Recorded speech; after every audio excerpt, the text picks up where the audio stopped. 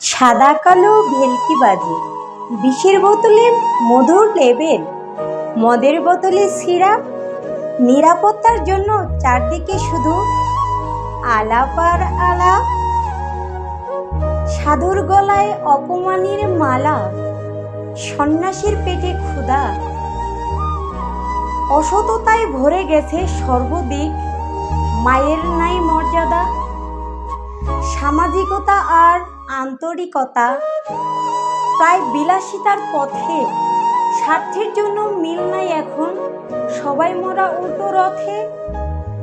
ভেতরে বাইরে বিরাট তফাৎ, কথা কাজে নাই মিল। অন্যায় অপরাধ দেখেও আজকাল হাসতে হয় খিলখিল। অপরাধী আর লেবাসধারীর কথা শুনেও বাজাতে হয় তালি।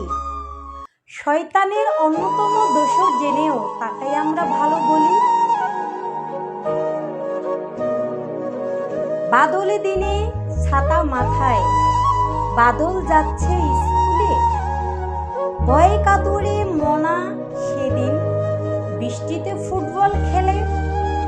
স্কুলে যেতে বাদলের মনে সদা চিন্তা থাকে, তাই তো বাদল নিজেকে পরিপাটি রাখে।